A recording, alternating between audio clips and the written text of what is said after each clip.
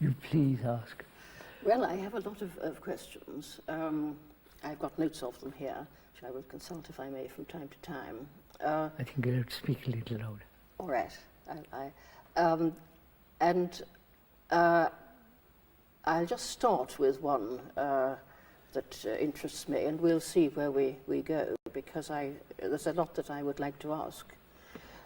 It's about the word experience, which you sometimes use in your writings as representing something which you think we should in some sense overcome, and you seem to connect the idea of experience with the notion of preconceived attitudes or dogmas or beliefs which impede a kind of being which you would connect with a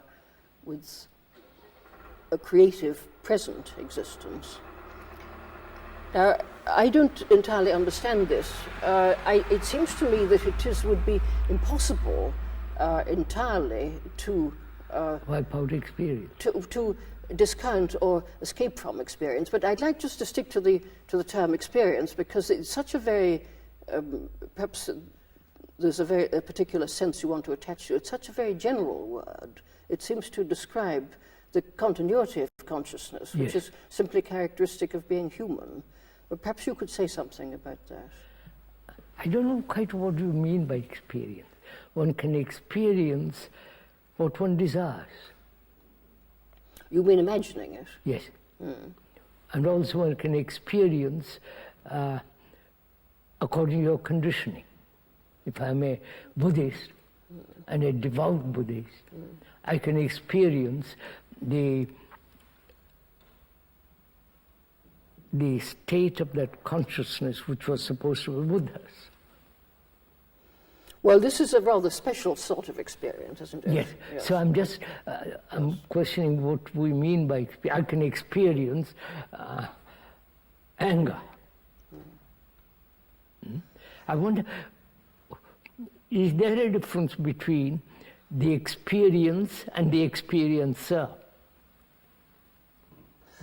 Well, this is a difficult question about how one is going to use the concept, because the word experience in English describes something fairly vague. It could mean it can mean either you say I had a strange experience yesterday, or it can mean the continuity of your conscious life and your relationship to your past, or it can mean something momentary. But I think what you are wanting to mean by it is something which collects your past, as it were. Yes.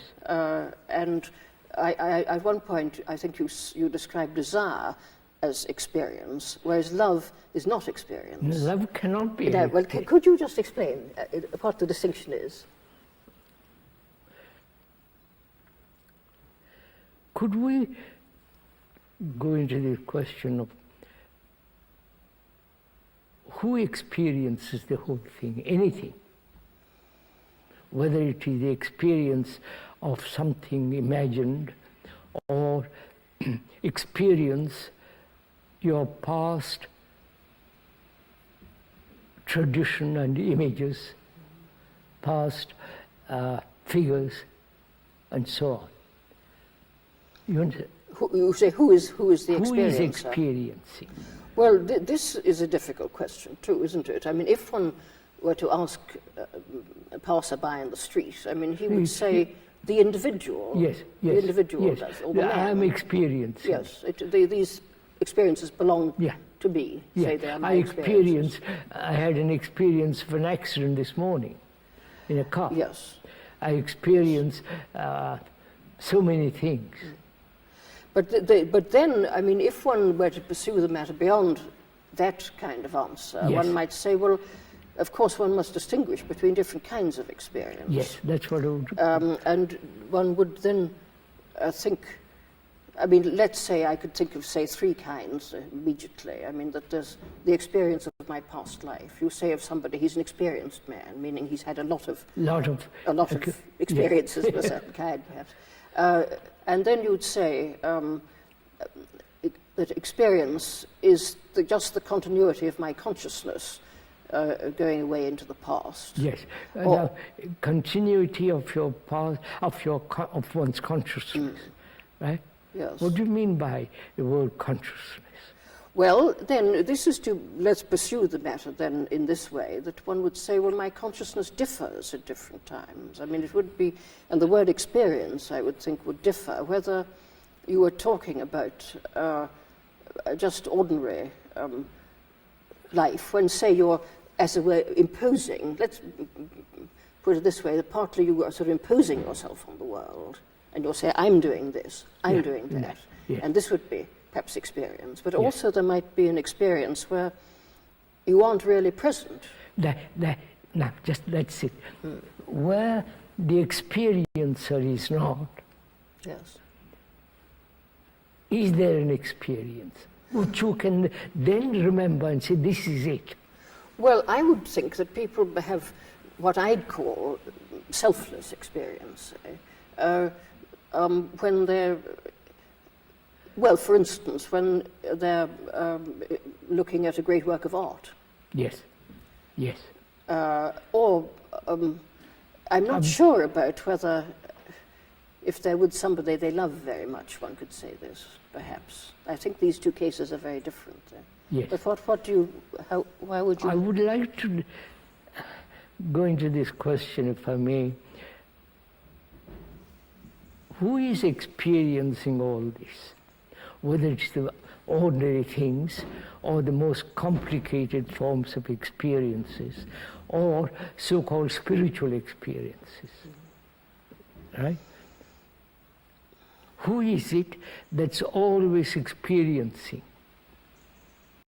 Is the experiencer different from the experience? Well, we would normally say so, wouldn't we? Because Yes, we would say we so. believe in the continuity of an individual person, Yes, which of that's course is what commonly held. yes, Now, we are going to question that. yes. That is the experiencer or the thinker different from his thoughts? Well, again, we would usually say so because That's, you could say, I order my thoughts. I mean, Yes, and I then order. this assumes that I Yes. am deciding to, I collect my thoughts. yes, You have yes, such a phrase, yes. don't you? But is that I who orders his thoughts different from his thoughts? He may order them, he may discipline them, he may control them. He might say, this is right, this is wrong, this must be done, that must not be done. But is the controller, the person who disciplines, brings order, is he different from the things which he's ordering about? Well, let's make a distinction here between ordinary language, where one speaks about, I mean, in a law court or something, somebody's responsible for something they've done. Even they can't say, well, I'm a different person now or something. I mean, Yes, there's an ordinary sense of the continuity of the individual and somebody being the subject. But leaving that aside, I mean, one doesn't have to be a philosopher or hold a religious view to think that one is divided. One is a divided being. That's it. That's And there are times when one part of you disapproves of another part. Yes, So that's this what is- yes. this dualistic Yes. process Yes. is that. Is there difference between, we'll come back to the old question, the good and the bad? Well, nothing could be more fundamental, yes. Yes, it Yes, comes to yes, that. Yes. I mean, this seems to me the nature of the real world. that Real there is world, this I know. difference. Yes. The real world is we have divided the good and the bad. And the thinker, the experiencer from the experience. Yes, this would follow in that if you condemn yourself for doing something, Yes. then you are divided. Yes. Yes. Yes. I should not, I must. Yes. I will become, and all the rest of it.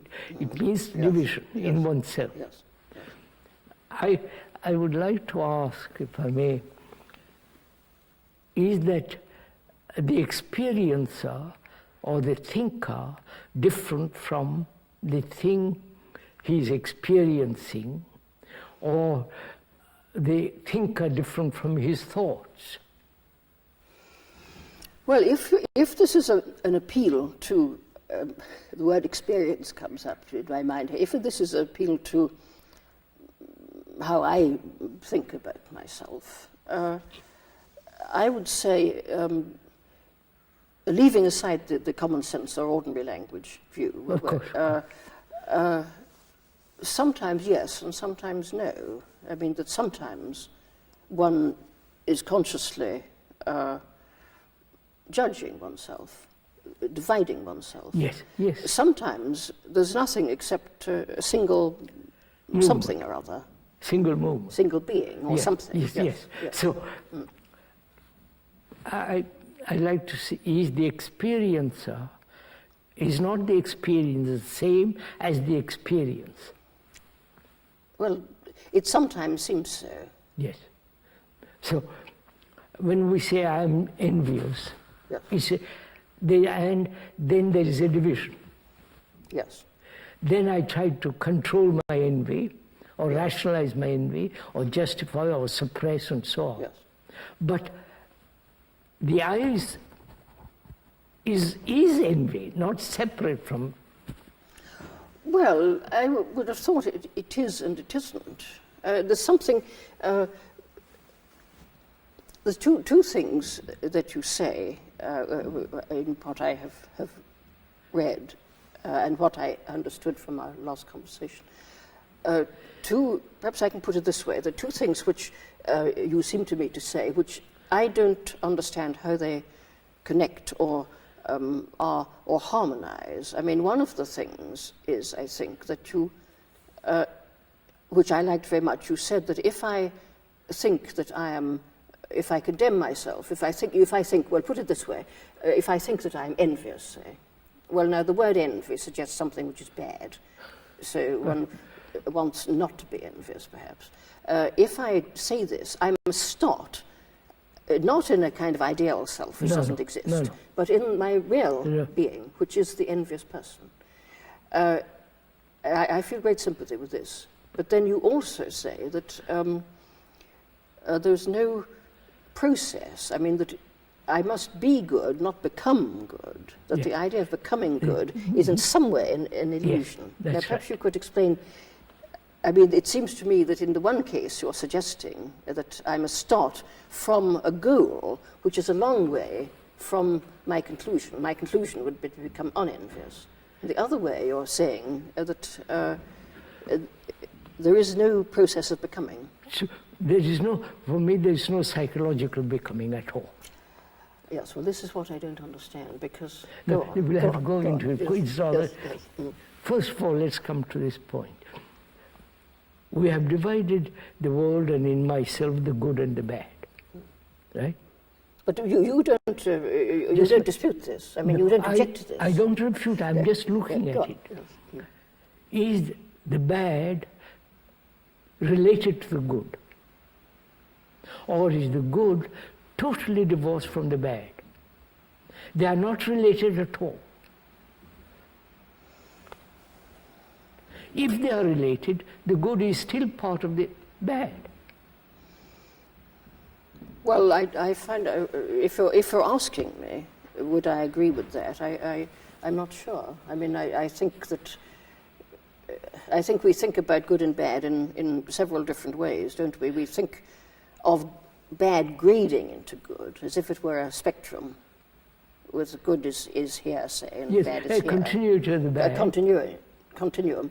We also think of good as being, if we think of it as perfection, being really outside the world altogether. I don't know perfection. I mean the good, being good, whole, good health, good man, good.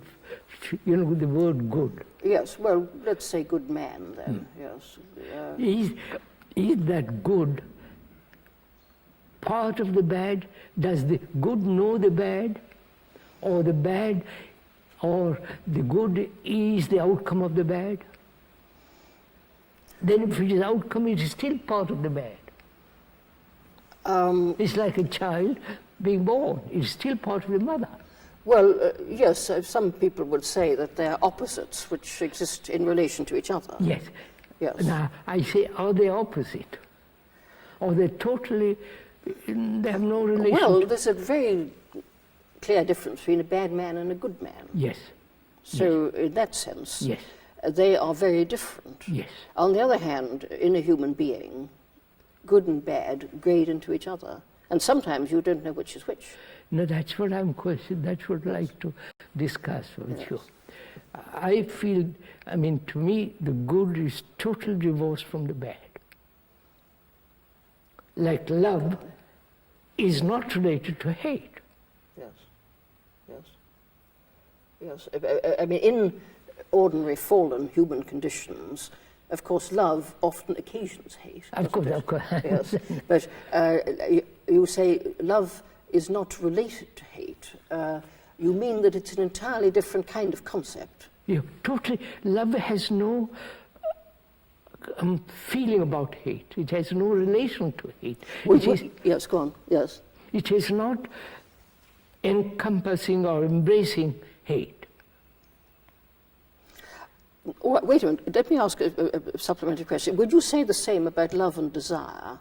If we took those two words, yes, I would. You say yes. That Love you regard desire as something connected with psychological becoming. Yes. Yes, and love is entirely something different. Well, now, how does this different thing come to one? I mean, I might say, well, why should it concern me? What am I to do about it? Because, simple enough, there's conflict. If there is conflict, desire always brings conflict. Yes. But love can never bring conflict. Love has no conflict. It has no sense of conflict. Yes, you're using the word love in an ideal sense, which is unusual. I'm using it, say for instance, this is rather, I don't know if you want to go into it. Please. The brain is the entire center of desire, feeling, anxiety, pain, loneliness. You follow? Yes. The consciousness is all that. Yes. The belief, the fears, the sorrow, the loneliness, the anxiety, the whole... The sort of the psychological being. Yes. Psychological confusion. Yeah. That's the brain. Yes. And therefore, love is not part of the brain. It must be something outside. I don't know if yes, but this comes back to you're saying that you don't experience love in the way in which you experience desire. I can't experience something which is so. But if I'm loving, better again, let's put this aside, that in ordinary parlance, you speak of jealous love or something. Well, that's not what we're talking about. One's talking about some sort of absolute, or I can't think of the right word here. But then, if I say, well, I dearly love somebody in some, as one might say, not a bad way, but a good way, as it were. But would you want to say this is not part of any psychological process in my mind? I would say, I love you. If I love somebody that way, if there is any tinge of attachment, any tinge of jealousy, yes. Any shadow of conflict, then it's not the real thing. Yes. Right, yes. I was brought up as a Christian, so there's a lot of a Christian way of looking in me, although I don't believe in God or the divinity of Christ. But I can see, in Christianity, there would be an idea of divine love or perfect love, which is something which we don't normally achieve at all, perhaps, but which... And I don't see why not. Because if I'm not jealous, I won't be jealous. There is no sense of attachment to another person, which doesn't mean lack of love. Attachment is attachment and desire. I mean, what one would in ordinary parlance call a virtuous love. I mean, where you're not hurting anybody else by loving this person, and you're not possessive and unreasonable and so on. There is attachment. I mean, there's inevitably, if the person dies... Now, that's a different question. I mean, why are we attached to anything? Attached. If I'm attached to this house... Yes, I think I would take a different view, I think, of the notion of desire. I mean, that is, it seems to be, I would think that becoming good, to use this phrase, which perhaps you would want to exclude, is a matter of purifying one's desires, having good desires, that is, desiring something which is good. Now, in loving somebody, I would have felt that the element of desire was present. Let's look at desire. What is desire? Well, there are, again, one would say, well, there are low desires and there are high desires. I'm asking, what is the origin, the beginning of desire? Why has desire become such an extraordinarily important part of our life? Well, desire is certainly connected with the future. With the future? It's connected with time. Of course, with time. Because I desire something which is absent. But I mean, let's take examples. I mean, I might desire to be frightfully rich, or I might desire to study a subject and become good at it. I mean, in a situation where there's no reason... Good at piano. Good at, well, let's say, or good at mathematics. Yes. To acquire knowledge. Yes, of course. Of this sort. Well, wouldn't this... And I might say, I love my subject. Yes. I love what I'm studying. No, but I'm asking, what is desire? How does it come? Why does it control us so strongly? I mean, after all, a monk or one of the Indian sannyasis, their whole idea is suppress desire or transmute desire. Well, transmute, yes. I'd rather use the word transmute. Yes. Now, that is transmute. There is an entity who transmutes it. Yes, and there's a process of transmuting and a discipline or training or something like that. Which is a form of, not only subtle form of suppression, subtle form of organizing desire. Yes. Or saying desire for God is good. Yes. Desire for riches is bad. And desire for possessions is bad. Yes. So we're not discussing,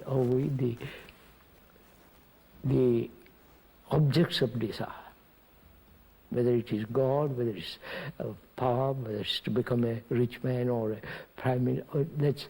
But what is desire? How does it take shape in us? Well, whether there can be love without desire, I'm not sure. If one thinks perhaps of some kind of perfect love, the notion of desire would have changed so much that perhaps you would have to exclude it. But at a more ordinary but good level, I mean, I mean, if I desire to become well educated or something, that's a different. Then this is it's a tension. It's a kind of tension between a condition which exists and a condition which does not exist. But I'm asking not desire to become a good human being or desire to be a good scholar and so on, but desire itself. Well, I think I would evade or reject this question because I don't see how one could explain what desire was without thinking of different kinds of desire. No, or do you think... I say, I desire for a house, I desire for this and too many desires. Yes. But the movement of desire, the origin of it, because we have either suppressed it, transmuted it, or escaped from it, yes, or totally control it. But again, who is the controller? Who says this good desire, this bad desire? This must be pursued because it's helpful, the other is not, so on. It's still desire. Desire for God or desire for money is still desire. And if someone says one is good and the other is bad, you would come back to saying all the same it's desire. Yes, desire is important to understand, not good desire and bad desire. Yes, I'm not sure that I would be able to understand it without using that distinction. But perhaps I can, let's shift our ground slightly. There's something behind what you're saying. Now, No, you just now said desire involves time. yes. Yes? Well, all right. Desire for. Well, I'm going to withdraw that now and modify it by saying that I think that there might be some kind of desire which does not involve time, but where you are completely united with the object of your desire. I think this again would, something in Christian mysticism might say that desire, if you desire God and if you're united with God, I don't know what this would be, then your desire is fulfilled and becomes perfect love or something like that. Yes. But is it the man who says, I must become a very rich man, powerful man, is still desire. Yes, but... one is for God, yes. and the unification with God, still desire. Yes, but you speak of desire as if it's something which you want to overcome or set aside. No, I want to understand the movement of it, the process of it, the intolerable burden of it, or the pleasure of it. Yes, it's not always a burden, is it? Yes, if you desire something, for instance, if you're hungry, That's it. and you know that you're going to have That's a understood. good meal shortly, then the tension of desire is pleasurable. But there's something behind what you say which I can't guess. I'll go into Go on, go go on. into it. Yes. Desire exists only when there is identification with sensation. By sensation, you don't mean bodily Sensation. sensation, but... I see the lovely house, and I want it. There's a desire for it. You don't mean that there's an actual physical concomitant, but that there's a kind of Both. this imagery. Both. You imagine yourself in the house. Yeah. say. Yes, That things is like that. sensation, Yes. then thought, creating the image of my owning the house. Yes. Yes. Then desire begins, Yes. Well. Yes. Right. Yes. Yes. Yes. right? So yes, there is a kind of sensory aspect Sensory to aspect, desire, with which is yes. a thought then gives that sensory aspect of an image. Yes, this doesn't mean, of course, that one says one desires to be educated. This doesn't mean you're thinking about it all the time or having sensations. It just means you're carrying on your ordinary life. course, But there would be moments when you That's have why I'm questioning. you have a sensory experience of desire, perhaps. Yeah. You imagine what it'll be like when your education is better or something like that. So it's the more when sensation has given shape by thought, then it becomes desire. That's all I'm saying. Yes, but then... I'm not saying good, bad, and all the rest of it. But desire. then, yes, but then per se. you say that love is different from desire. All that. And- Love is desire from pleasure. Sorry, say it again. Love is different. Love is not pleasure. Love is not desire. Yes, all right. I would want to think that purified desire. This introduces another topic at this moment, which I just mentioned, put it aside. I am also concerned with what you feel about motivation and energy. I mean, I think desire is a source of energy. It is. And good desire is a source of good energy. Yes. But let's take this idea of love being different. I mean, there's something, it seems to me a contrast between a process and something which is not a process. Which is not a process. No. Yes. Why not? And you distinguish, you say that there's something like, so use some word like creative being, which is to do with the present. Yes. And you would connect this with the possibility of love and truth. Yes. Whereas desire is something restless, which is Restless. is quite right. outside. But love doesn't mean it is static.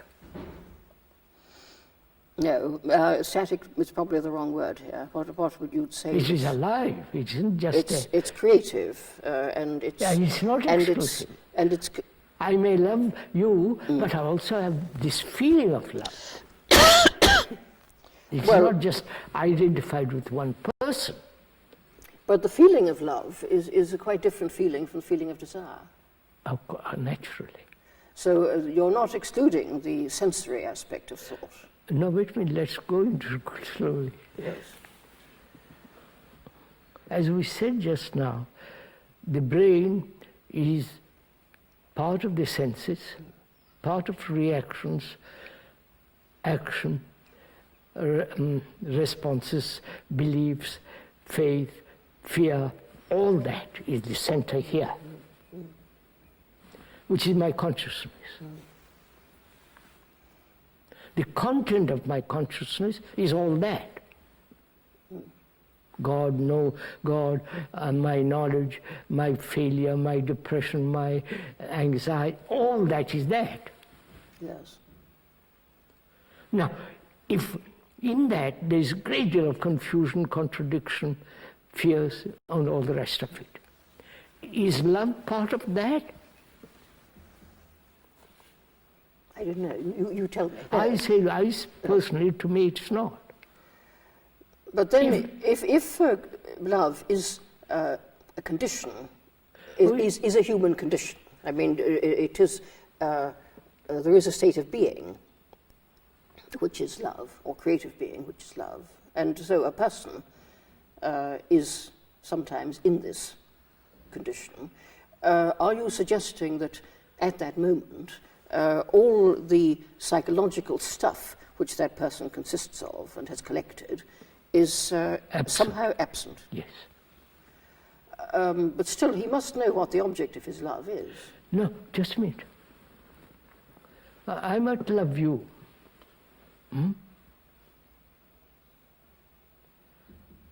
And it is not exclusive. Yes. Yes. It's not universal or any of that. It's not exclusive. It's not limited. Yes. Though, I mean, in a sense, it is and it isn't, isn't it? Because if one loves a person, you love that person, and not another one. But it doesn't mean that you exclude anybody. Anybody, no. No. But still. Love is not exclusive. No, but it is selective, if one could make the distinction. No, that word selective, which then becomes... After all, one doesn't love everybody. I mean, no, wait a minute. Perhaps God does, and perhaps we should attempt to be God. I don't want to attribute love to God or to some But I mean, I'm just ideology. using God as a figure of speech here. No. I mean, that an ideal love, perhaps, would embrace I wouldn't even everything. use the word ideal. I don't know. Yeah. I strongly object to ideas. Yes, go on. Ideals Yes, and all that yes, kind of go thing. I see definitely love has no relationship to hate. Love has no relationship to jealousy. It is not attached. Yes. It's not desire. It's not pleasure. But, I mean, to ask very, very simple-minded questions, I mean, in the life, let's say that you're interested in another person. I mean, after all, people come to you. I mean, I am coming to you. I care. Yes, but I ask, well, do you think there are certain times in one's life when one is one's difficult to find the Limited. word here. Well, when one is expressing or being love. Yes, that's. But when should this be every moment of one's life? In every I'm moment not of sure, one's life? madam. I'm not at all sure it cannot be all the time there. Yes, good, yes. Yes. And you think, You see, that... Can love, can love exist where there is self-centered interest? That's the real question. No, it would be imperfect love. But No, let's perfect. let's leave out imperfect love is not love. Then. All right. I mean, when there is self-interest, can the other exist? Obviously cannot. Because the self-interest is very, very All right. small. Well, you won't let me use the word perfect or ideal, but I'll use love in your sense then. All right. Love then excludes self-interest. Where there is self-interest, the other is not. Yes, but look, then, you see, something that I very much want to find out, and everybody wants to find out, is how to change. How to change. Ah, well, that's it. How to become, well, it's connected with this. No, wait a minute. Because No, wait a minute. This is a really interesting question. how to move out of the situation of being now, envious. Say, wait a minute. I'm envious. Yes. There is no difference between I and envy. I am envious. Envy is me. Yes, as we were saying earlier, that the person is the envious person. Envy is me. I cannot act on envy. Because it's me. Yes, but you can become less envious. I know that's not, but it's still me. Go on, yes. Go on. Right? So there is no question of suppression, transmutation, or escaping from it. It's me. What do I do next? Now, wait a minute, I'm going to it. Okay. If it is me, I watch it. Yes. I watch it very, very carefully. Watch it. Not try to act upon it. So there's a you who's watching the envy. No, watching is no, there is no you. When you're watching a bird, there's no you, you're just watching the bird. Well, watching a bird is quite different from That's just it. So the other kinds of watching. Of course. Can I watch? Is there a watching without the word? Watching without a condemnation? Just watching, or agreeing, or rejecting, or resisting. Well, there can be such watching, yes, it's difficult. But I mean, Well, wait a minute. We've got this envious person, or oneself, one is envious. Then one is aware of the envy. One watches it, but just watching. watching. Or being it, if you like. Put it another, consciously being your envy. Would you accept that form of Contrary, words? you are envy. Yes, so, but you're consciously, I mean, when you enviously do something thoughtlessly, you're not watching it, you're expressing that's it. But then there are moments, perhaps, when you're that's watching what I'm saying. Like You're attending to it. Look, you're watching a precious, intricate jewel. Yes. Then you're looking at the extraordinary delicacy, the bright light, and the beauty of the jewel. Yes, yes. Yes, in this case, you're looking at envy. Envy. I'm doing exactly the same thing. Then I see the whole movement of envy, which is comparison and so on, so on, so on. Yes, yes. So I watch it without any thought interfering with my watching. Yes, That requires a great deal of attention. yes. Not concentration, real attention in which the self is not. But are you not making a judgment? No. No. You're watching without judgment. Oh no, I have no value. I don't say you must or must not have envy. It's immoral or anything of that kind. Human beings have lived with envy for thousands of years. But then is not the result of this attention that your envy disappears? Watching with attention. Watching is attention. Yes. Yes, I like the word attention then. You attend in, you would say, some non-evaluating way. You're not making a moral Oh, judgment. no, I'm and you're not- not saying I ought not to be envious. That would be No. true. But is not, I wouldn't say the purpose, but certainly the result of this attention that the envy dissolves. Yes, attention, because in attention there is no self at all. Yes, good. Okay. I mean, I understand this state of being, which, You can watch it, you know. yes, but then It's great fun. if I can use it. is not this then, I mean, this connects with my question about how do I change. Is not this... This is what we're saying. Yes. Well, is not that then this is, if you like, to use old-fashioned language, a spiritual discipline? No, I know you don't like the word I don't discipline either. like the word discipline. No. All right. Because discipline means really to learn, not to compartmentalize, pursue. To learn watching. Not memorize watching, but to see the whole implications of envy, comparison, all the rest of it. And See, this state of attention would be something which, supposing somebody says, or I say, why not me, but does this happen only when you're meditating, for instance, No. to use a word which you yourself use, or should it happen all the time? all the time. All the If you're watching, that is, you don't let a single thought slip by without knowing what it is. Yes, and this would coexist with one being a ticket collector or whatever one's job in life is. That you could, in fact, the idea of living at different levels or in different Yes, states yes. must come in, I think, that there would be a state of your being Yes. which was this constant attention. But you see, I'd also introduced the word meditation. Yes, well, it is a word that you use yourself. I know, Yes. I use that word, but you see, meditation is a very complex business. Yes. But it's not,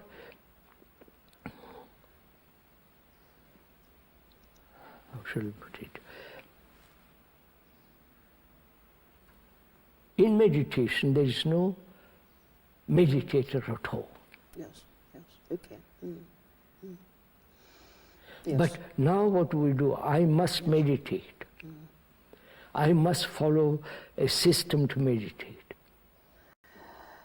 Yes, I would... There must be yes. practice, which is all exactly desire, which want to achieve a certain state. Yes, well, this seems to me, in a sense, unavoidable. I don't know. I mean,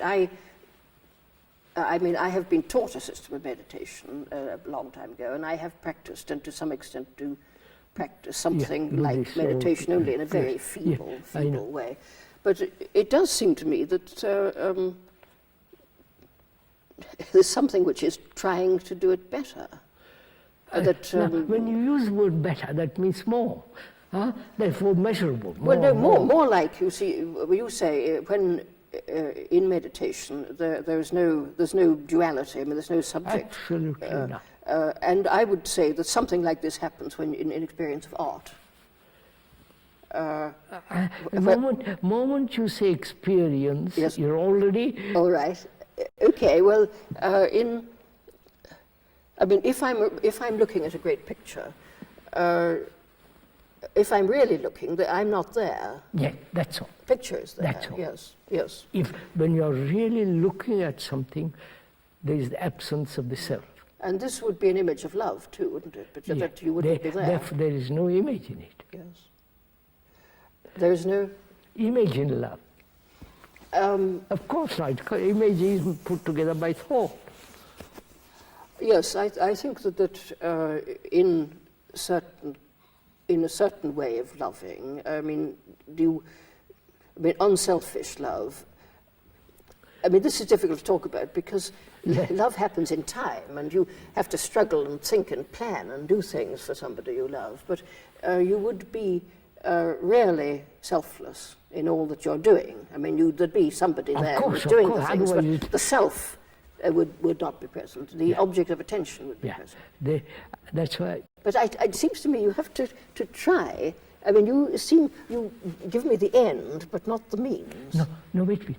Let's look Yes, at it. go on. Yes. Let's look at it. The means is the end. There are not the two are not different. Sorry, may I just quote a remark made by Kafka to the effect that there is no way, there is only the end. What we call the way is just messing about. Yes, You would agree with that's this? it, yes. Yes, I think, I mean, I see and I don't see, as it were. Now, let's begin. go on, Look, go on, Maya, yes. let's try something else. Yes. You see, change implies future, as you pointed out, right? From this to that. Yes, and imagining a future. Yes, perhaps, the future. Yes. What is the future? Please, The I want to future get is to- Go on. Yes. the future is a continuity of the past, modified through the present. It's a movement, Yes, all right. Yes. right? So the future is in the present.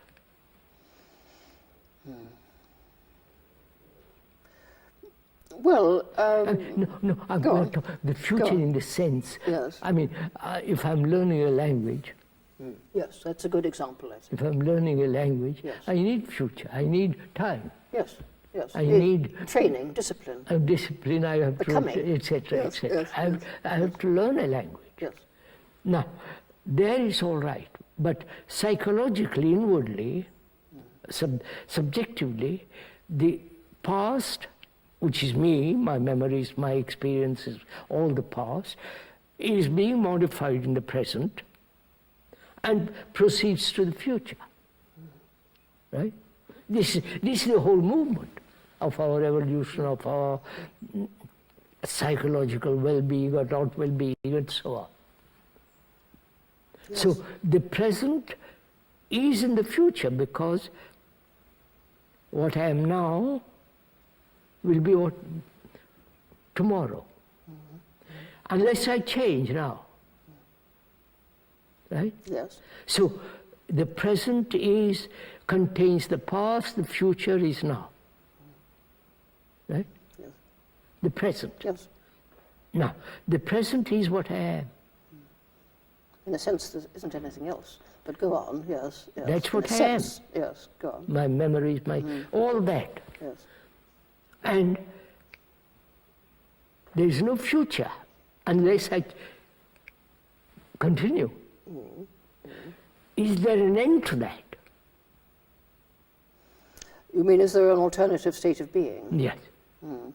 Ending this whole movement of becoming, struggling, achieving. Yes, of course, philosophers have always been worrying about the difference between being and becoming. And in Platonism and in Christian theology, being is real and becoming is unreal. And I feel something of this in what you say, but I don't want to mislead myself by thinking about anything else.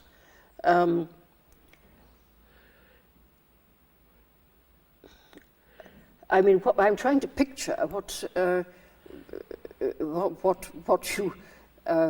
are speaking of would be like. I mean, that one would, let's say you're spending your time learning a language, and you don't know the irregular verbs today. Next week you will know the irregular verbs, I know. and this is human life and unavoidable and proper and quite right that you Quite should right, learn that's the proper. irregular verbs. However, during this time, you're also, as it were, attending to everything that you do. Of course. In a, I'm paying attention to everything I do. yes. Now. Now, in So the in a now way, contains, in a particular manner. the now contains all time. Yes, I mean you're picturing a possible human state. No, I'm not picturing. I'm just saying, see what has happened to human psyche. It has moved in this direction always. Past, modifying the present, and the future. This is the chain. Right? in which we are caught. Which we are. I won't even use the word caught, which is what we are. Yes, the word "caught" though suggests that there's freedom. That's another word that you use. Of There's course, freedom, which is other- connected with truth Yeah. and with love. Yes. And so somebody comes to you saying, well, I'm in a trap. How do I get out of the trap? If you're in a trap, let's look what's in the trap first before we want to get out of it. Well, I mean, I don't want to, well, this is just a relevant remark, but I mean, I don't want to get out of the trap in the sense that I don't want to stop wanting next week to know the irregular verbs. That, of course, Yes, next week. that goes on, yes. But what I also want, say, to achieve a state of being which is selfless. Yes, And which perhaps means what? this may You be the most desire for important it. thing of all. Be careful, you desire for it. Well, Because you have a concept of the future. yes, I mean, I know that now I'm not selfless. No, but your I would concept, like to become selfless. therefore, let's understand what the self is. You can't change, or rather, break down the self or whatever it is without understanding the movement of the self. Not invent, go. But in the situation where one's looking at one's envy, for instance, we agreed that one result of this attention would be that the envy would disappear. So the self is Which changing. matters not ending of envy, but attention matters. But supposing I just attended to my envy and went on behaving enviously, but with complete consciousness of what I was doing, would that be a good state? Then, I can't imagine the you word see, good. you being conscious that there is still part of the self. Well, one's not postulating a kind of one's not, I think, postulating a condition which is totally unlike the human condition. I mean, No. One's imagining a way in which we are human beings human beings. might be. Yes, we are human beings. We live in this constant conflict, pain, sorrow, and all that. Right? Yes. This is our life. It's our condition.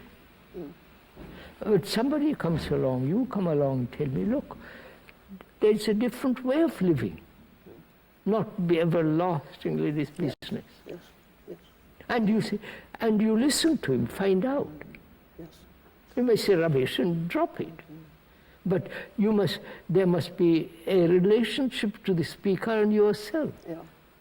Mm-hmm. Yeah. That it, Like now, I'm No, asking you. we are Yes, talking, I mean- yes, go on. which means that you tell me envy is not love, envy cannot be put aside. Watch it, look at it, see it, and let it unfold. Don't condemn it, transmute it, or deny it, and so on, escape. Just watch it, which means give your whole attention to it. Well, but would this not result actually in my inhibiting it? No, Well, why not? I mean, wouldn't it, all right, put it another I'm way, bringing it out. wouldn't it be good for me to use a simple, to inhibit my No, envy? I feel it'll envy, come up but again don't some other express it. time if I inhibit Yes, it. all right, but it just meanwhile, it might be better if I inhibit I it. don't want But, to meanwhile. well, yes, but you seem to me to exclude the element of training oneself. I mean, you don't like the word discipline. No, discipline, madam, as you know, comes from the word disciple, who is learning. Learning, not memorize, learning to see the beauty of that jewel. I never looked at the jewel. I have always condemned it, rationalized, etc. But now there is only watching that jewel. Yes, but what you're watching in this case is something precious. It doesn't matter if it costs £1 million. It's something which is pictured as absolutely precious. Now, if I'm looking at my envy, it's the opposite of a jewel. It's something bad. No, I don't condemn it. There is no spirit of condemnation or judgment or evaluation. Just watching. I watch my son. I don't say, by Joe, you shouldn't be this, you shouldn't be that. I just watch him. But ma'am, don't you watch, say for instance, when you look at a picture, I watch it. I see all the lights, the proportions, the dark. Looking at a picture is a good example for me at any rate, in trying to understand what your fundamental idea is here. But it still troubles me that you're suggesting what I would, if I understand you, think was a kind of ideal mode of being, a real mode of being, in which you're connected with reality. Yes. But there remains the fact that one is not in this state. One is sunk in illusion. One is full of illusions. That's all. Yes. Now, well, now, go on. Yes. I'm an illusion. I am illusion. I live in illusion. Yes. My thinking, this is my belief, faith, or illusion. Now, why does the word illusion come, is to play, ludere. To play, I'm playing with illusions. But why should I bother? I mean, put it in another way. Why shouldn't I just watch my... if I'm a clever person, I can watch my envy and be amused by it and continue to behave enviously. All right, carry on. There's conflict in it. There is certain sense of agony in it. There's but pain. don't you think that wouldn't you wish, if you saw somebody that you loved in a state of illusion, wouldn't you wish for that person? I'll go and talk to him. They should change. I will go and talk to him. Yes, well then you are suggesting that he should change. You are suggesting moral values. No, I would say to him, look, why do you have these illusions? Well, to call them illusions is already to make a moral judgment. Now, you don't even call it illusion. You believe in God. Somebody believes. Well, or some other thing. Yes. Well, let's stick to the case of envy, because that's fairly straightforward. Right. That somebody is consumed with envy. The way some people perhaps I know them. Absolutely, he's got that, and he's better than me, and so on. And consumed. And you watch somebody like you say, look, why waste your energy and your anxiety on something which is not deeply, really important, and you shouldn't be doing it. That is, if they are willing to listen to you. It's unreal, yes, all right, yes. Well, the moment they are willing to listen to you, yes. you have already had them. Yes, but then you've taught them something. I don't. I said, no, I have no pressure. I don't want him to change. Well, I know all good teachers refuse to call themselves teachers. Conflict is the real root of all this. But supposing somebody was in a completely harmonious state, with lots and lots of vices, what we call vices, supposing they're envious, jealous, violent, angry, couldn't they be such a harmoniously connected person? Supposing they're very successful in everything that they do. I mean, would you say that this was impossible? No, you can't be harmonious when with your right hand you're kicking violent, and the other hand you're being harmonious. It is well, yes, I mean, I agree with you. I mean, and I think people assume, rightly, that an evil man is in a state of conflict, that a good man is harmonious. Good man has no conflict. Yes, and an evil man has conflict. Well, this then suggests that there's something, that the evil man has made a kind of mistake. There's something unreal about what he believes about the world. So then, in making the distinction between good and bad, one is making a distinction between... No, we could see, for instance, a man who, a terrorist, a man who kills for the fun of killing. I mean, is something wrong with the man? Yes, this... I don't call him evil or good. There's some kind of aberration going on in the poor chap. Well, so what you want to produce is a harmonious personality. Yeah, I want to produce, as long, is it possible to end all conflict within oneself? That's the real root of the question. All conflict. And you'd be prepared to drop the words good and bad, then? and Yes, use the in that words sense. harmony and disharmony. In that sense. Yes. I wouldn't use harmony or disharmony because moment when there is no conflict, you are whole. There's a holistic way of living. Yes, but still you're still talking about good and evil in the sense in which we normally understand them. You speak of the terrorist, say. I mean, let's picture a very bad man, not just an envious man, but a very evil man, somebody who's cruel. There's somebody who kills. Then one would want this person to... If you will listen, if you will change, so much the better. But they only don't listen. Well, I think we're reaching the end of our rule. Yes, we've reached the end. Perhaps we've reached it. Well, I think I'd like to go on with this. If Will you like to go after lunch? well, Would you like to go on? It's now called of course, 20. yes, perhaps we have to stop. Yes, lunch, and then Yes. perhaps you go after lunch. Perhaps we to- could briefly go on after lunch. Right. That's right.